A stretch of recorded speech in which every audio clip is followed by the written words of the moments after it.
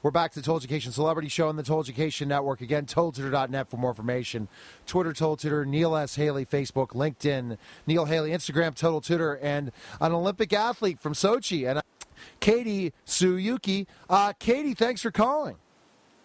Oh, thank you so much, Neil, for having me on your show. Oh, I'm excited to talk to you. And again, the experience in Sochi must have been phenomenal, especially being an Olympian and representing your country. Oh, yeah, it was really amazing. You know, everyone asks me how it went, and, you know, amazing is the first word that comes to mind. They did an awesome job of putting on the show. I really enjoyed it for sure, and it was a great Olympics for sure. But let's go into how you got involved in the halfpipe. When you were a kid, did you always enjoy, I guess being in Canada, you enjoyed growing up being in the snow and skiing and certain things.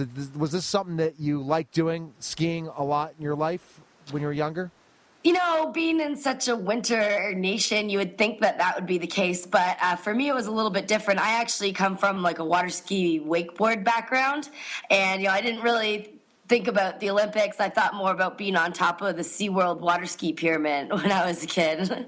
So it's definitely a little bit different. You know, I didn't really get into snowboarding until I was around 17, 18, when I realized that there was more support behind that sport than a sport like wakeboarding, just because it was recognized in the Olympics. So it wasn't until kind of much later, you know, I was in my 20s when I competed in my first World Cup. So it's something that just came to the realization that it was possible and totally tangible for me. So then once you finally found something you enjoyed, you went after it. Did you know that you had the talent to do it from when you started, you think? I knew that I had the work ethic, and I knew that, you know, I had the talent through other board sports that I've done. You know, the most confusing part, though, of it was kind of the process of, you know, how you get on the national team and how you get World Cup starts. Information wasn't as available as it is now to get those positions. So that was probably the biggest challenge for me when I was making my way up through the World Cup, you know, from a national level to a World Cup level.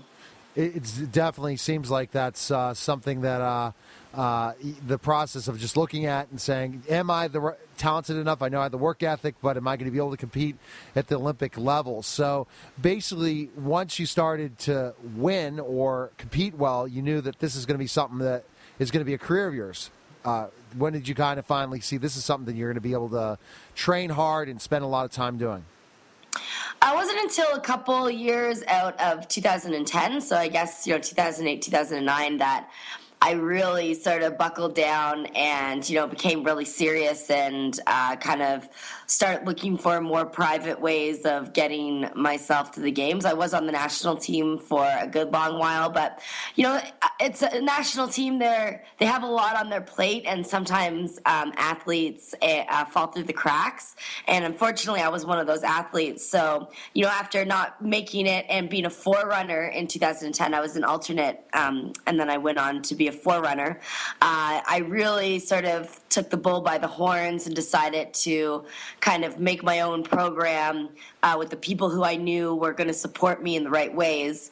And so I hired my own coach and did all my own private fundraising to allow me to go to the games. And, you know, I ended up qualifying, you know, pretty much almost top Canadian into the game. So it really paid off to kind of take matters into my own hands. And I really felt like I owned my experience going into the games. So that was really important to me. So hiring your own coach, raising your own money, that's got to be tough, especially if you have to work something else to go out and get sponsors and make sure that you could pay a coach and spend the amount of time training. Was that difficult for you to go out and reach out to people for funding? Yeah, you know, being an athlete, you really want to be sort of, you know, you're proud people. It's hard to go and ask people for money to support you, but it's an important thing that you need to do, and it's something that I needed to get over, so that was kind of hard. But, you know, once you start putting your word out there and, you know, having all these fundraising events, you really realize the type of community that you have around you. You know, I'm lucky enough that our family has a business of 50 years. So, we have kind of like our client base behind us that can come out and help. And, I have amazing friends and family that came and volunteered their time. Even when I wasn't there, if I had World Cups or something, they still put on events to support me. And, you really have to, get together with your community and your family to make things happen. And you got to cash in those one-time checks, right? Like people who kind of maybe not really owe you, but you might have helped them out. That's the time to ask them to kind of step out to the plate and help you out. But it's amazing what people will do when you ask. And my motto is the worst that they could say is no. So I basically asked everybody to lend a helping hand. And they saw that you're going to represent Canada. You're a hardworking person, and they wanted to see you do well and get the opportunity to go to the Olympics. And being halfpipe, was this the first year of halfpipe? Am I correct? Or was this the first year that was an Olympic sport? Snowboarding halfpipe has been in the game since Nagano, since '98. Okay. This was the first year that they allowed ski and also slope style for ski and snowboard into the Olympics. So, halfpipe has been around for a good long while. You said you had Kelly Clark on your show. Well, she's gone to pretty much every single Olympic Games for snowboarding halfpipe there is. So, and she's 30 years old. She started I think she won Salt Lake when she was 16. So, it has been around for a good long while. So, quite interesting. So, kind of defining all those things. And then you told me you guys are like the redheaded stepchild because you miss out on where the money came, which was the X Games.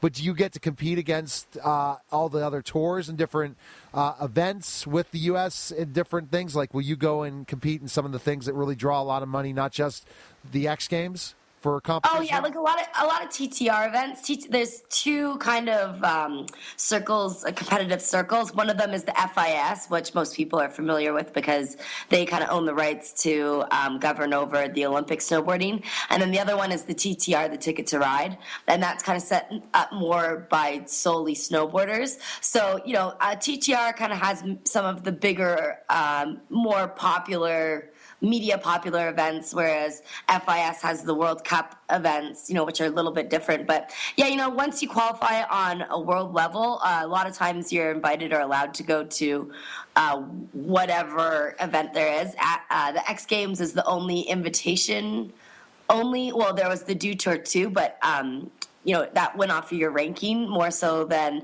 kind of a committee that sits down and decides, who's going to be invited to the event. So, I compete and I train alongside Kelly and Caitlin Farrington, who won gold this year, and Hannah Teeter and all the big Americans. Like, snowboarding is a really small community, and, everyone is super nice to each other and willing to help each other out in any way, which, might be a little different than the race component.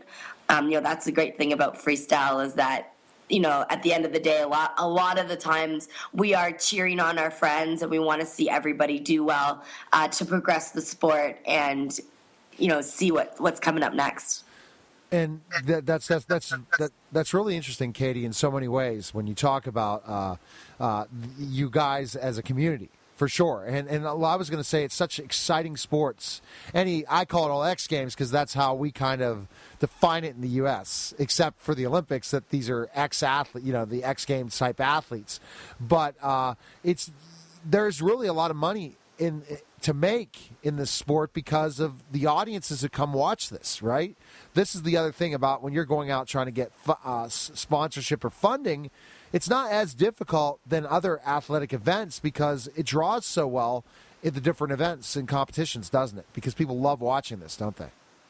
Yeah, like that's funny that you say that you can make a lot of money in this, but I guess compared to other events, yes, definitely, like yeah, maybe track or bobsled or things like that, where it's not as like, I don't want to use the word cool, but a stereotype going, it might not be as cool or known to the public, or maybe it's just not as tangible because maybe those things are something that the public doesn't go and do, whereas snowboarding and skiing, anyone can go to their local mountain at any time and get on the slopes and kind of have that feeling. So maybe they feel like they can connect more with the athletes, but at the end of the day, we're still just athletes, and only the top 5% really make like a solid living to go on.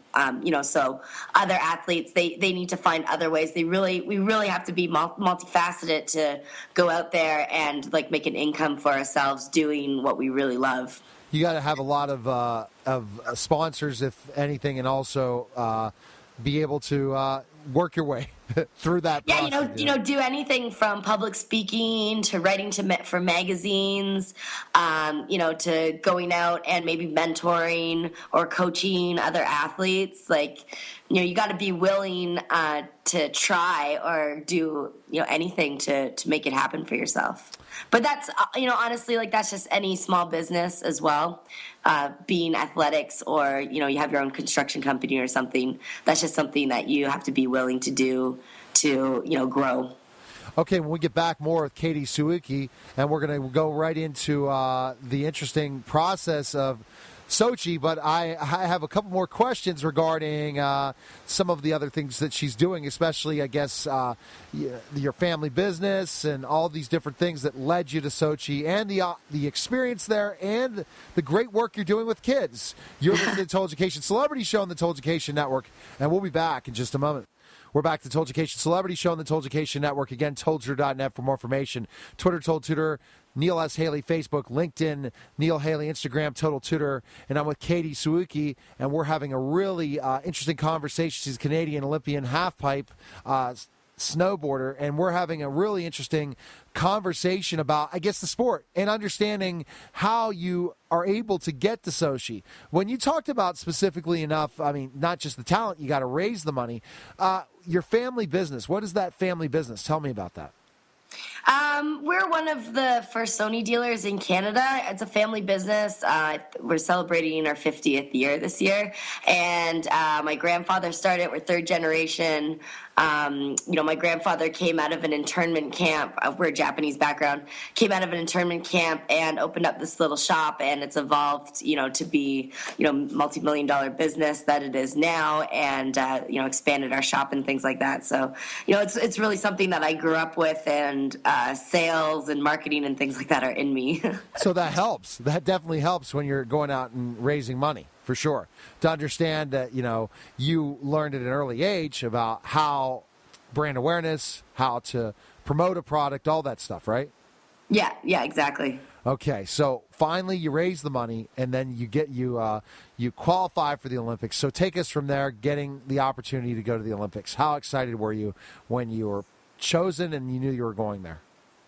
Well, I kind of have a unique story. So, like I said before, I have a private coach, Crispin Lipscomb, and he's actually a 2006 Olympian. And, he had some things go on in his life where he kind of went into recluse mode. And then I kind of pulled him out of it about 2 years ago to get him to come and coach me. I was told by Canada Snowboard that I wasn't going to be allowed to have my own private coach up at the top of the pipe. And that's when I kind of turned to Crispin and I was like, look, Crispin, you're good enough to do this. You're going to qualify. And he kind of gave me like the "Aru" sort of look when I said that to him. But, I planted the seed, it grew, and he ended up qualifying with me. So when I got the call saying that I was on the team, it wasn't really real to me until I called Crispin and I was like, well, did you make it too? And, as soon as he was like, yeah, I made it, then, that was quite emotional for me. And to have one of my good friends and mentors and, then coaches to be able to come to the games with me. So, that was amazing. Like us getting our jackets and being called to the team and, going to our training camp in Switzerland. Pre-Olympic, and at that time we were kind of training each other, because when I told him that he had to go, he said, well, who's going to coach me? And I go, well, I'm going to coach you. So we had a really unique situation at the games, whereas the national team coach at that time, he understood what our roles to each other were. So he really let us kind of go with it and coach each other through it. And so that kind of made things extra special, because I was able to do it my own way. which I guess not a lot of athletes are able to do that. When it comes to the Olympics, there are a lot of rules that are in place, for a good reason. But I kind of tweaked them a bit to have my own story. So that was really special to me. I made the games really good. Absolutely. So the experience of being in Russia, have you ever been to Russia before? Yeah, we were there for a test event in February. So, to get us familiar with the course, because they had never had any World Cups or anything happen there. So we got familiar with the lay of the land and the course and, the food and what to expect and things like that. So, it's good to have a warm-up before we go to the big game. So once you get there, Katie, and you're at the event and it's so real with all the coverage, right? It must be amazing. And then finally the Olympics are here. Not when you first went out there, but the second time, it must have been crazy there, right? All the different things happening, all the Olympians everywhere, and the coverage and everything. For sure, it was. I don't want to say overwhelming, but it was really amazing just to see all the athletes, even just to go to the gym and see all the athletes train, sort of cross train. It's cool to see all the different programs and the body types and things like that, and just kind of guessing which athlete goes into which sport, and eating with everybody. Personally, I had a rule where at lunchtime I made myself eat with somebody who I didn't know, just to get to know more people on Team Canada and other people from other countries, and ask them questions about their sports and things like that. That's how I kind of expanded on my own Olympic experience. But it's such an amazing feeling being there and seeing everybody in their team colors and the houses decorated with flags, and of course, seeing my Canada house decorated in my flag. And Canada's kind of known to have these moose that are everywhere, and we had our own moose, Team Canada moose, that was out front. And it was really cool. It seems definitely like it. And what was your biggest surprise there, in your opinion? I guess my biggest surprise was how things ran so smoothly. The media did a great job of scaring everybody. And, yes, I'm sure, yes. And spectators off and having everyone kind of on the edge of the seat of when's something going to happen? But, nothing happened. Things were really well organized and everyone felt comfortable the whole time. So I think that was important for the athletes and for the spectators. So that was a little bit surprising. So you were thinking, oh my gosh, every time we're going to, be searched, and it's going to be, and we're going to hear about terrorism everywhere, and everything went fine. And you never know if that was a plant in a lot of ways, so that Putin's Olympics would be a failure. And ultimately, it sounds like you were treated really well there. Yeah. It's they got. Putin, I'm sure, did things that weren't always awesome, but it got kind of a bad rap to start with. But he did a good job making sure that everyone felt safe and everyone had a good time. Yeah, definitely. And if you saw it from the coverage in the U.S., because I know I've seen Canadian coverage of the Olympics, because when I was a pro wrestler, I was touring in Canada. I guess it was probably 15 years ago when the Olympics were in Canada. I forget how many years ago it was, but I remembered how much coverage, 24 hours a day, not like the U.S. on the major channels. The Olympics is a bigger thing for sure in Canada than the United States, the Winter Olympics, because that's your sport. That's your Olympics for sure. So you definitely build a celebrity status in so many ways, being a representative in Canada when the Olympics are the end-all, be-all. Would you agree, next to hockey in the country? Even just my Twitter followers went from 400 and something to over 1,000 within a couple days, and that's pretty crazy to see. You get verified and things like that, and my social media was just going off. I felt really bad for not being able to keep up with everything, but of course I had my event to focus on, and being at the games and representing my country. But yeah, I guess you could say that I reached somewhat celebrity status within a very short period of time. But, the question always is, how long is that going to last for, right? You think back on other games and you're like, oh, who was that athlete again? Six months, Katie. yeah, for sure. So you got to ride the wave while you can and, make yourself as memorable as you can, of course. Well, it's interesting. I interview a lot of track athletes who are pretty big. They got gold medals or silver medals in the U.S., and they're able to keep themselves relevant. It's just staying connected with those people who followed you, constantly providing content for them, and you'll be shocked. You'll be like, oh my gosh, I can keep it going. So the last question before we go into your work with kids, are you planning on the next Olympics in 4 years to be part of them? Well, to be completely honest with you here, Neil, I'm 32. You know, I'm a little bit on the older side of the scale. You know, I'm not at all doubting my abilities to do it, but I've already kind of dedicated, you know, a solid 10 years of my life to this. And although my dad, every time I see him, I don't even have to say anything. He just looks at me and he goes, Korea 2018. And I'm just like, Dad, like, you know, relax sort of thing. But yeah, I just got to see what's going to go on in my life. And, you know, if I want to do other things like pursue coaching or pursue my public speaking or, you know, maybe like have kids or something, you know, really got to see. But, you know, the Olympics is a bug, and once it gets in you, you know, it's real hard to shake.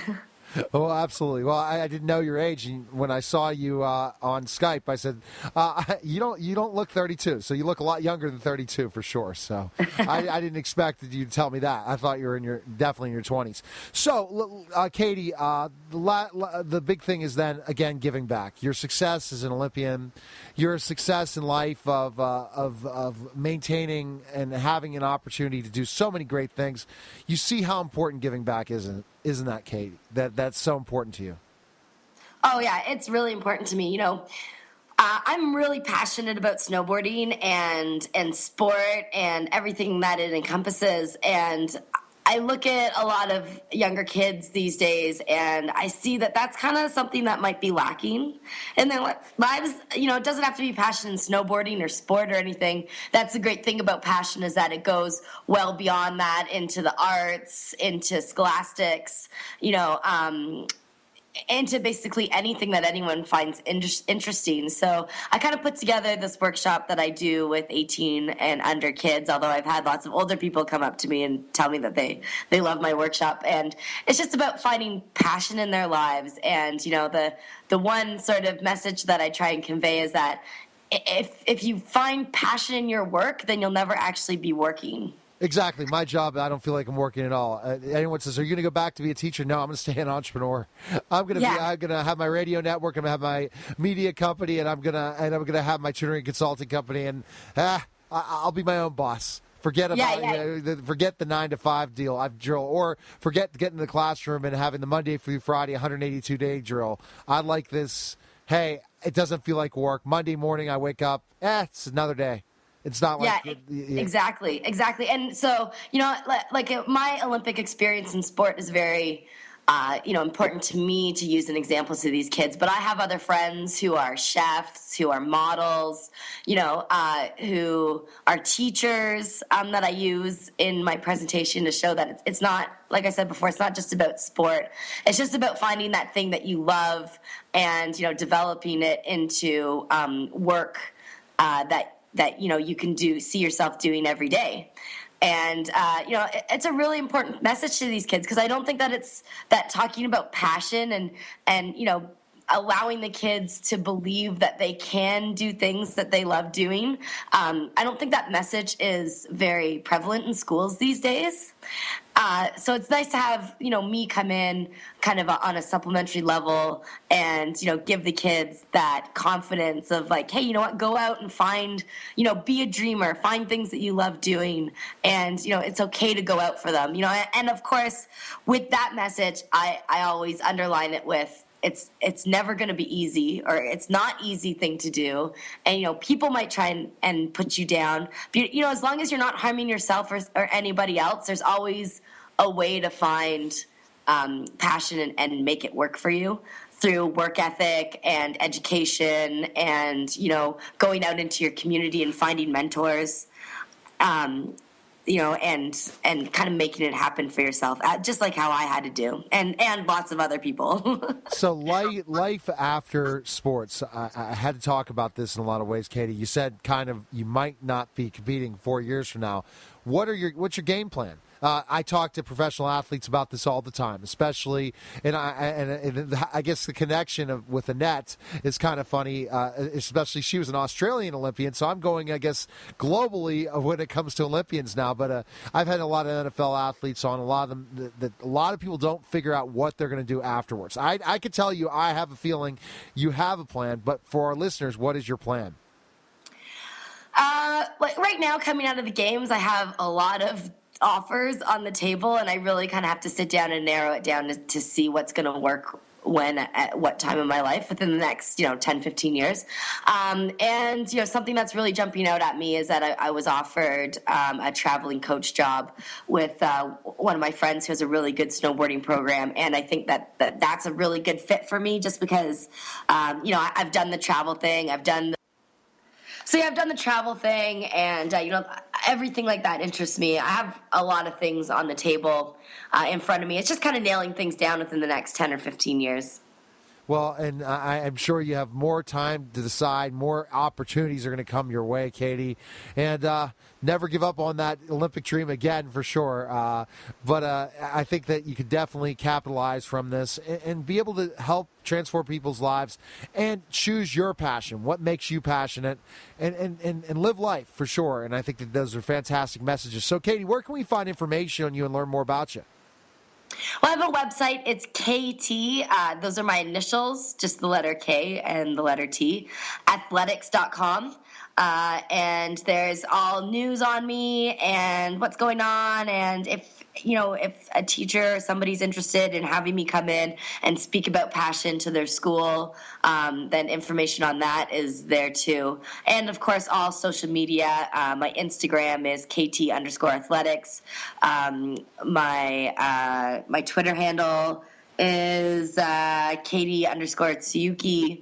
Tsuyuki. But all of those links are all available on my website, and that makes things a little bit easier. So KT, my initials KT, KTathletics.com is my main website that you can get pretty much any information on me. All right, well, best of luck. I hope to have the opportunity to talk to you again, especially you update me when your latest projects or anything new, and definitely need to start having more Canadian Olympians on the show, especially because my show's international. So good talking to you, Katie, and best of luck. Thank you so much, Neil. I really enjoyed being on this show.